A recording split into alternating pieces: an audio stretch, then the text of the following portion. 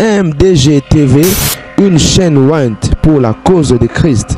Mafuta Yasika, Mafuta Yasika, Mafuta Yasika.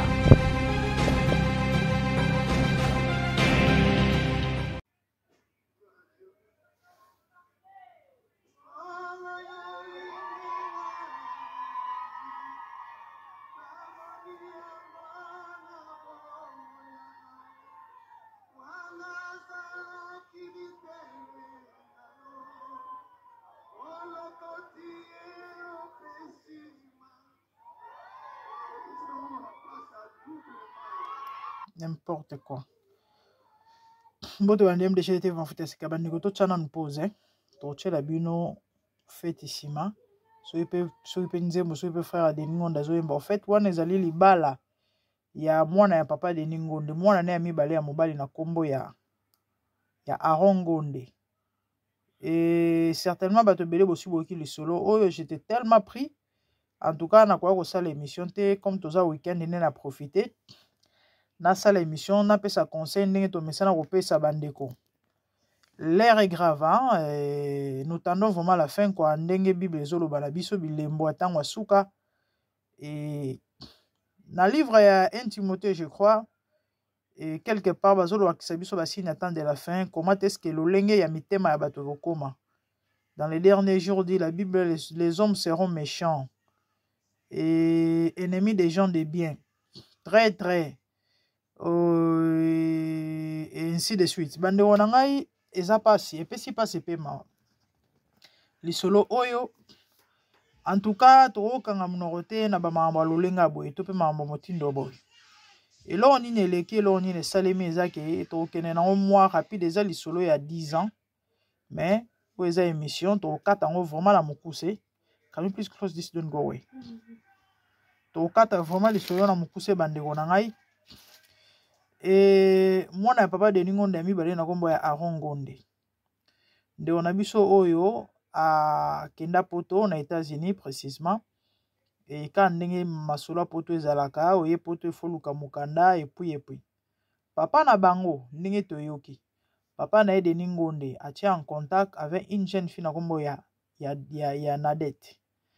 Et nde on a biso Aaron azaki na plus ou moins 27 ans. À l'époque, et nous avons vu moi ça dans 20 ans.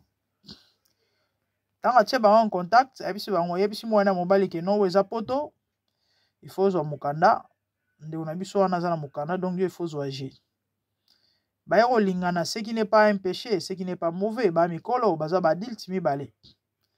Mais ya pasi ya mawana likambo yo o esali ke to ko sala l'émission ezali ke.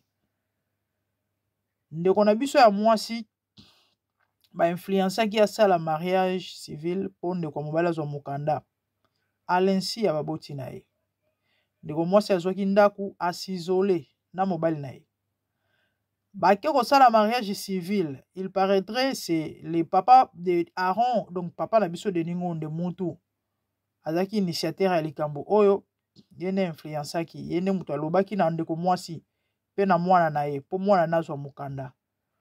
Siko motuna ezali pona nini abalaki ekaka te pona nini papa salaki en sorte te ke babalela mwana na bango mwasi na place ezakaka ba utiliser mwana bato to pe balanda libala moko ya profit ce qui est contre la loi divine ce qui est contre la Bible nde loko pesi pasi nde tindi biso to sala émission o bandeko esuki wana te bavandi presque 9 ans vie commune bandeko 9 ans 9 mois te 9 ans eza awa te 9 ans bavandi nandeko mwasi et ko sala ke Aaron un matin bon ndenge bato balobi asengaki divorce a divorcaki mwasi avant que nokobala peu importe ezala asengaki divorce ezala asengaki divorce tazalaki na ndako ya Nadette nyonso ezaka ndenge moko aki kobala ndeko na biso Aaron ake obala mwasi mosusu nde wana bomoni o bisika papa na bango aza koyemba akopambola bango babota bana molongo sombo ndenge bouti komona ana ba image nazongisela bino susu image yango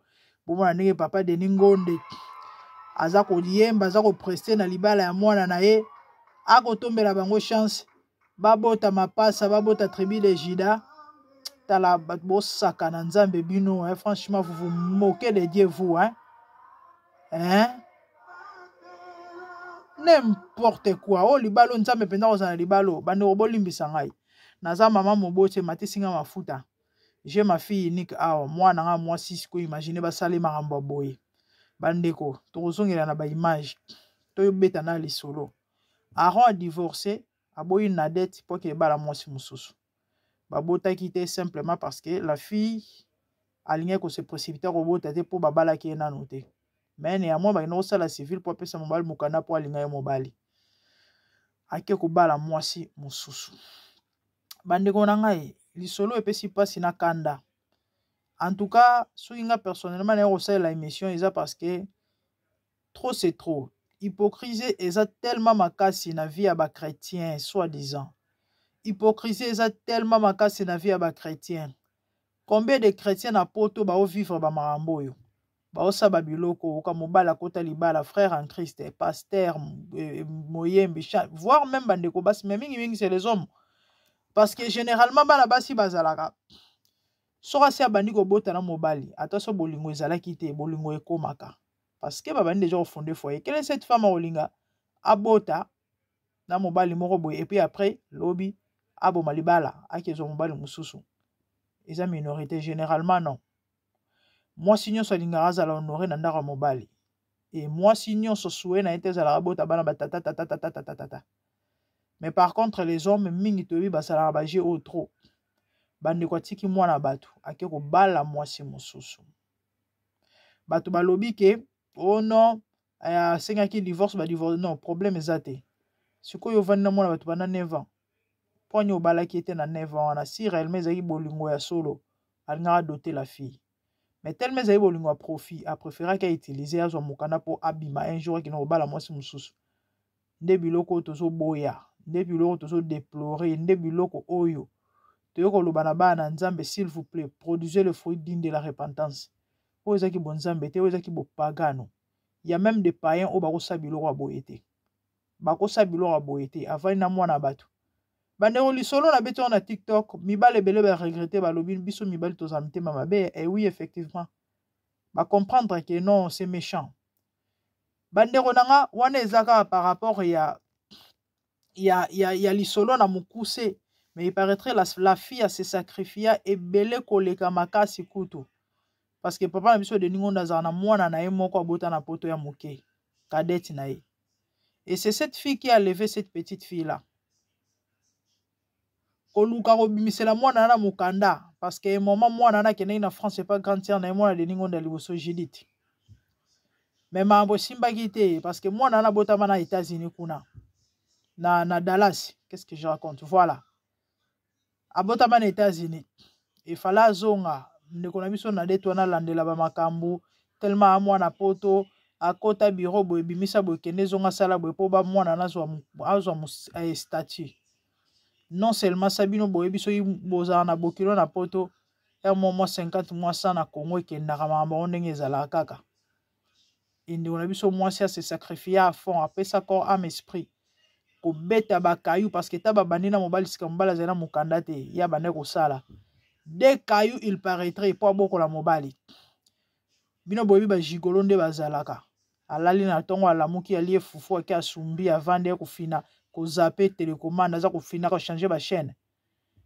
ali na poko mwasa ye bakalingi mwambala bino boyebi bana poto nde bazalaka 22h 23h bake matana mbetu tatami ta mususu ozoye pe 3 rondes pour sala eloko tete énergie eza na nzoto et kibolenge pe eza na nzoto na tongo mwana batu fakene musala après journée mwemba ye kozonga fatigué tala papa ofuta loba nzamba azate et toyoki même il paraîtrait na minisi oyo yena mwasi baza esika moko te parce que ba circonstance esali ke mwasi azonga nanu soki kote nini wana et pour ndeko na biso mobali aperdaki mosala po abelaki makasi juste après libala. Il paraîtra beli makasi juste après libala. Que dire? Eza karma te certainement. No bala ne libala ezali pambole ezali loko esengo. Comment mino na obala na ba maladie na ba séparation. En tout cas, ndeko mobali il faut se repentir hein. Oluko senga nzambe bolingi mbisi et pour luko réparer na ndeko mwasi. Attention, c'est vrai bokozonga na te mais eloko oyo sali na ebite na vie ya mwana bato. Baboti ya Nadette et tant bayoka ba soupçon parce que tant mwana bango s'isoler bayoka ba soupçon babeka papa de ningonde alobi ke ekosala nini bana poto bazana olingi na bango se comportaka eza baza bana je sais pas elo moi pese ba mangala moko ya balolenge wana na ndimite so eza mwana ya mwasi basale bongo nga répondre bongo. Nalandi camarade Nadette moko alobi Nadette tant balinga na garçon bakezwa ndako Nadette isola batutu pona nini po bayeba te lisolo oyo. Elle était consciente na mama bana ko sala yango na profiter pe na pesa conseil na bana na biso basi to kobota na bamboko ou encore oyo bakoya bana meke avant na koma na sisa nano na tata oyo na mwana na ye oyo na makambo bongo baki ko sala oyo aya ko pambola bango ababota bana mulongo sombo tala pa de ningonde bo banga nzambe. La Bible déclare qu'on ne se moque pas de Dieu, hein? C'est que l'homme aura semé le moissonnera. Bon, nous zoba boyeko, hein? Les amis, excusez. Et tellement aujourd'hui, bah imagine la chaîne à maman donc. Na singe permission, c'est une grande cérémonie. Bandeko, et puis si pas si peu marre. Et ndeko na biso aza vraiment na passe na motema. Ndeko mwasi ya leli talaka choc aboye coup ya boye coup dire choc ya boye esali vraiment passé esali passé on tolobaki non toya to ya kopesa conseil to te ya bayike boye te bato mosusu balobi bongo so azali bizaleli mabe fo babala mais non bizaleli mabe ou pas neva na mwana bato bali ete nde eloko tozo déplorer.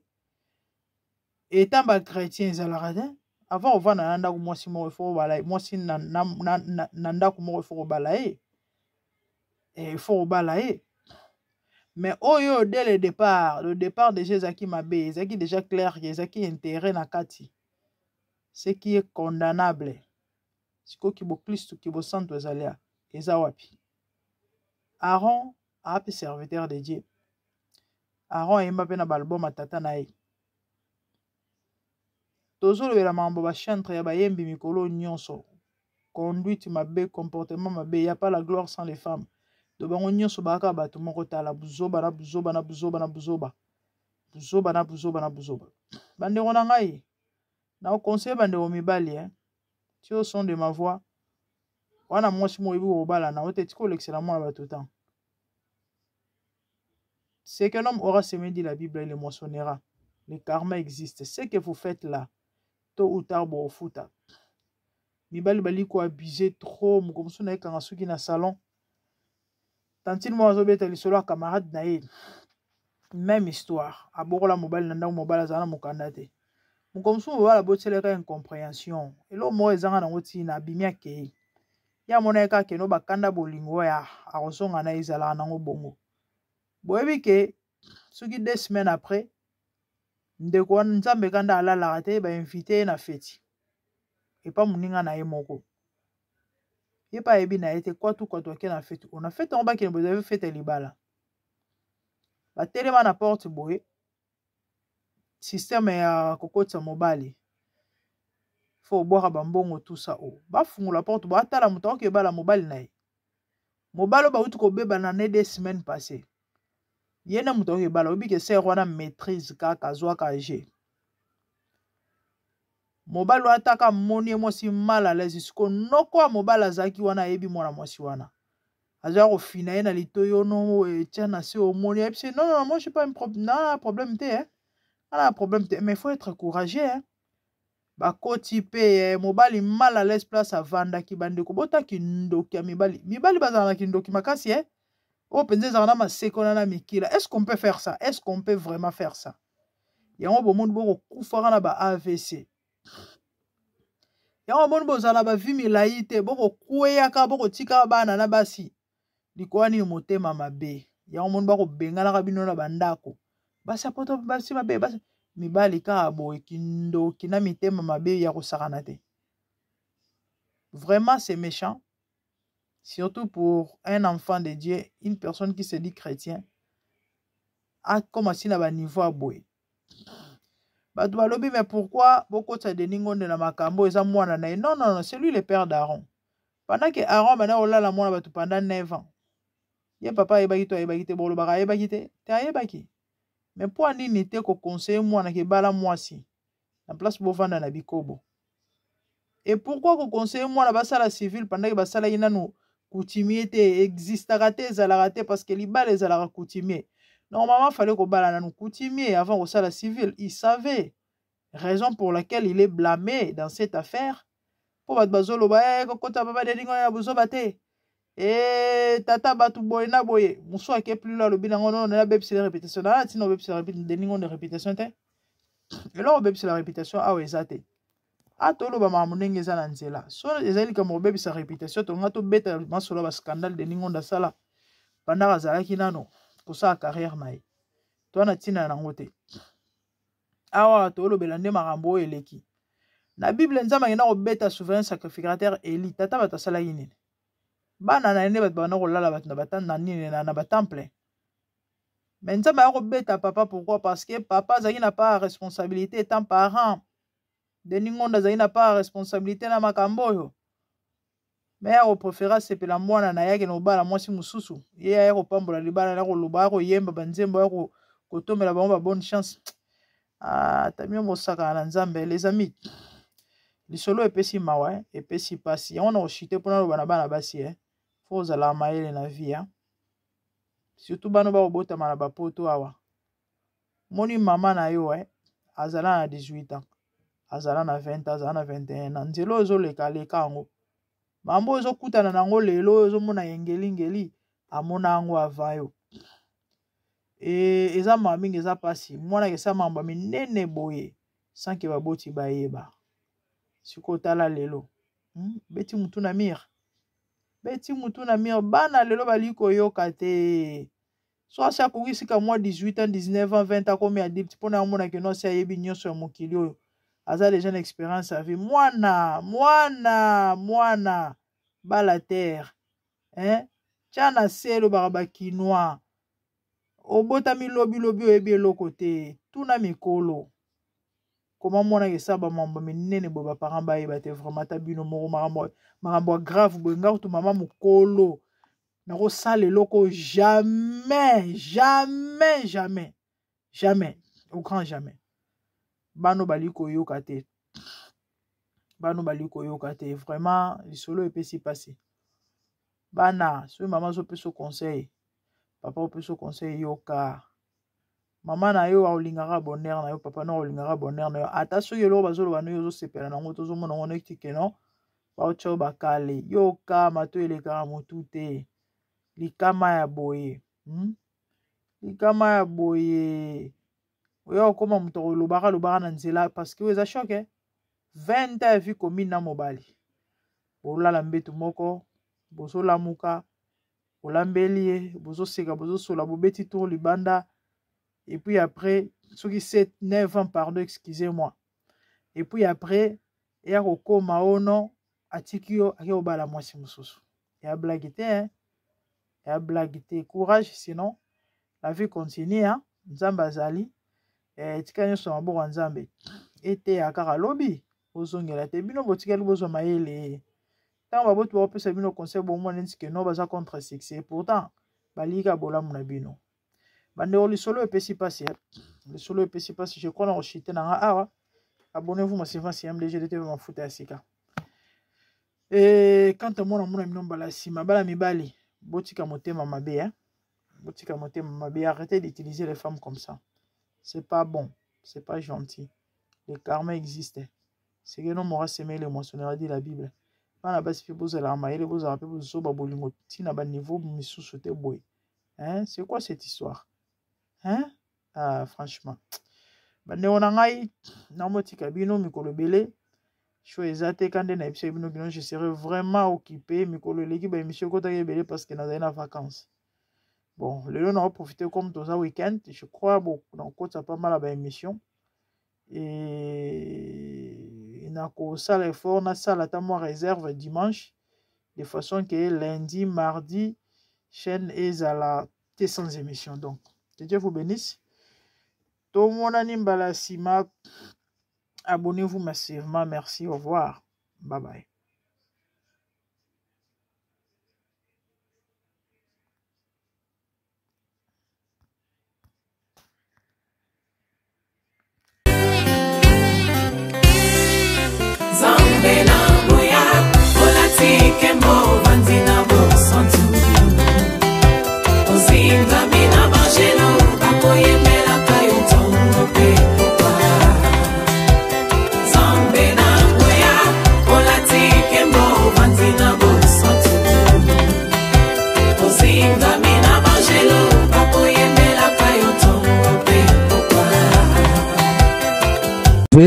MDG TV, une chaîne Went pour la cause de Christ.